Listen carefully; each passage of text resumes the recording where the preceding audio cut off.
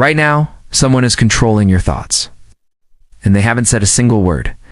They're sitting across from you in a meeting, standing next to you at a party, or maybe they're the person you're thinking about right now. They're not speaking, but they're rewriting your reality. It's changing your decisions, making you feel exactly what they want you to feel. The most dangerous manipulation doesn't happen through words. It happens in the spaces between them. A glance that lasts 2 seconds too long, in the way they position their body, and what they choose not to say. And once you see how this invisible control works, you'll realize how often you've been dancing to someone else's silent symphony. We're obsessed with verbal manipulation, the smooth talkers, silver tongues, the charismatic speakers who bend reality with their words. But that's amateur hour. The real masters, they understand something most people miss. Your subconscious mind is constantly scanning for nonverbal information, and it can be programmed every day. You're making decisions based on microsignals you're not even aware of receiving. You trust someone because they hold eye contact for the right amount of time. You feel anxious around another person because of how they breathe. You suddenly question your own judgment because someone raised their eyebrow at the perfect moment. This isn't coincidence, it's methodology. The puppet masters of human behavior. From cult leaders to master salespeople. From political strategists to emotional abusers.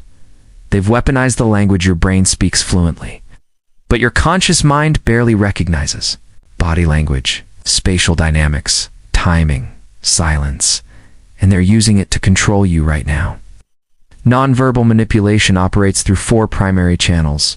First, microexpression warfare. Your brain processes facial expressions in milliseconds, far faster than conscious thought. Master manipulators control these micro moments. They'll flash a barely perceptible smirk when you speak, planting seeds of self-doubt. They'll furrow their brow just slightly when you mention someone else, making you unconsciously distrust that person. A momentary look of disappointment after you make a decision, suddenly you're second-guessing yourself. Second, proximity and space control. Physical distance triggers primal responses. Standing too close creates pressure without words. Sitting slightly farther away signals withdrawal and makes you seek approval. They'll lean in when you say something they want to encourage, lean back when they want you to doubt it. They turn their body away during conversations to create artificial scarcity of attention, making you work harder for their focus. Third, timing and rhythm manipulation. Silence is their weapon. They pause for 3 seconds too long after you speak, making you feel like you said something wrong. They respond to your texts immediately for weeks, and suddenly take hours. Not because they're busy, but because they're training your nervous system to crave their response. They arrive late to meetings you organize, but on time to meetings they control, subtly establishing hierarchy. Fourth, environmental orchestration. They choose where conversations happen. They'll suggest meeting at a restaurant where you have to speak quietly, giving them control over the intimacy level. They position themselves with their back to a window, making you squint slightly, while they remain clear and composed. They control lighting, seating arrangements, even room temperature, to create the emotional state they want from you. The most insidious part. You think these feelings are coming from inside you? You believe your sudden discomfort, your unexpected attraction, your mysterious anxiety? It's all your natural response. You don't realize you're responding to carefully crafted stimuli. The corporate predator. Watch how they operate in meetings. They'll nod enthusiastically when the boss speaks, but remain perfectly still when you present your ideas. Not disagreeing, just neutral. Your subconscious reads this as rejection. Within weeks, you're modifying your ideas to match theirs, seeking that approving nod. They never said your ideas were bad. They just withheld the nonverbal approval your brain craves. The relationship controller.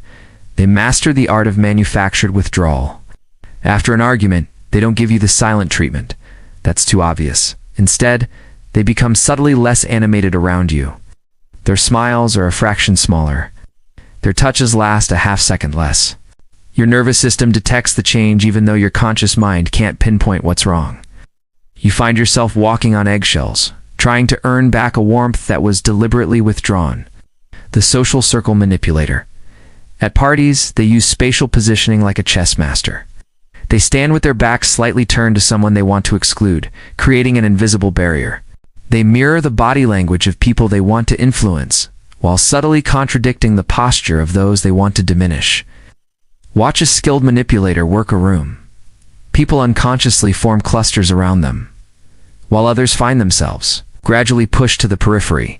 The sales predator, the car salesman who matches your breathing rhythm, then gradually slows it down to calm your anxiety about the price. The real estate agent who touches their chest when showing you a house, triggering mirror neurons that make you feel emotionally connected to the space. They never mention emotions. They create them through calculated physical cues. A historical example, Hitler's rallies weren't just about speeches. They were masterclasses in nonverbal mass manipulation. The timing of his entrances, the orchestrated lighting, the way crowds were positioned to create artificial intimacy in massive spaces. He understood that people's bodies could be programmed to feel things their minds might resist. The digital age twist. Even through screens, they maintain control. In video calls, they position their camera to look down at you slightly, establishing subtle dominance. They control when they appear online to create artificial scarcity. They use typing indicators strategically, showing their typing, then stopping, making you anxious about their response. How to recognize nonverbal manipulation. First, trust your body's responses, but question their source.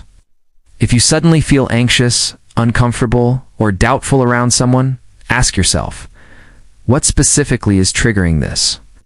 Look beyond their words to their posture, their facial expressions, their use of space and timing.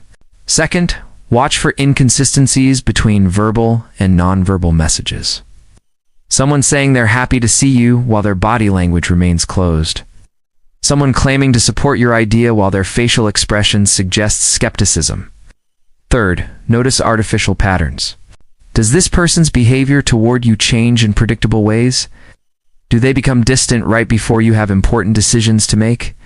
Do they show up late specifically when you've organized something? How to protect yourself? Create physical and temporal boundaries? Meet in neutral spaces when discussing important matters? Don't let others control the environmental factors of crucial conversations.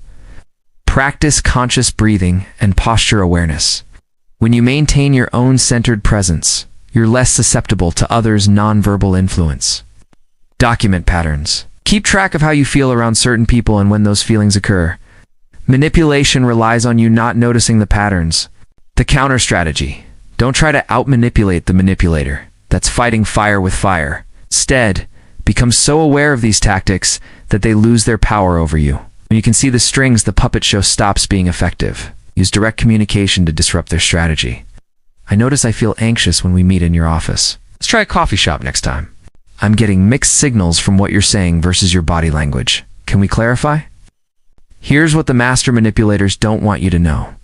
Their power depends entirely on your unconsciousness. The moment you become aware of the game, the moment you start noticing the micro-expressions, the spatial control, the manufactured silences, that's the moment their invisible strings lose their grip. But here's the disturbing truth.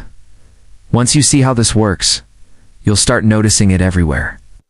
In every relationship, every workplace, every social interaction, you'll see how people unconsciously manipulate each other.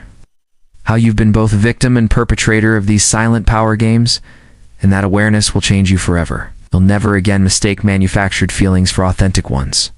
You'll never again surrender your emotional state to someone else's nonverbal programming. But be warned, once you learn to see the invisible strings that move people, you might be tempted to pull a few yourself. The question is, will you use this knowledge to free yourself or to control others? Because in the end, every master manipulator started as someone who simply wanted to stop being manipulated.